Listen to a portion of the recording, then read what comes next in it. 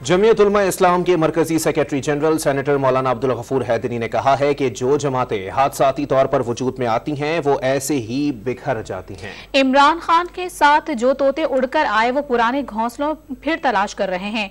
उन्होंने don news के नुमाइंदे खावर हुसैन से खुसूसी बातचीत की है, आइए आपको सुनवाते हैं।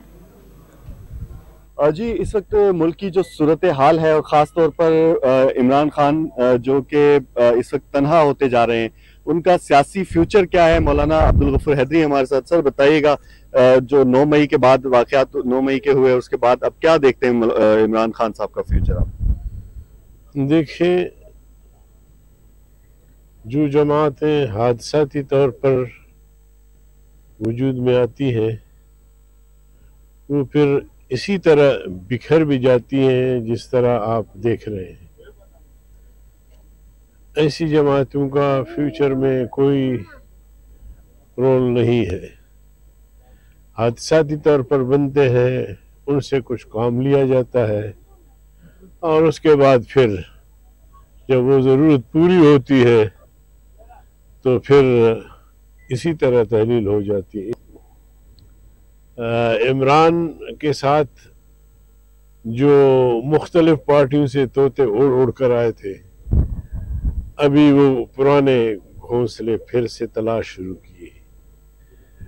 और मैं हमेशा ये बात कहा करता था कि पीटीआई कोई जमात नहीं है, कोई सियासी जमात नहीं है। कई इदारों पे हमले किए और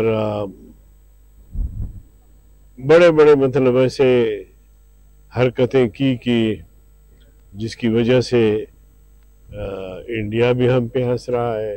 मुसलसल उनकी टीवी मुस्तकबिल क्या देख रहे हैं? जेल में जाएंगे, नाअहल होंगे किस तरह से, या मुल्क से बाहर चले जाएंगे? देखिए, जेल तो ये बर्दाश्त नहीं कर सकते। हमसे पूछो कि हमने कितनी जेलें काटी है, मुशक्कतें बर्दाश्त की है, अब भी खड़े हैं। मौलाना अब्दुल गफूर हैदरी थे हमारे साथ और उन्होंने कहा कि पीटीआई को वो सियासी जमात नहीं समझते हैं और 9 मई के वाक़यात की भी उन्होंने मज़म्मत की और उन्होंने कहा कि इनमें यानी पीटीआई के लोगों में इतनी हिम्मत नहीं है कि वो सख्तियां बर्दाश्त कर सकें। जी।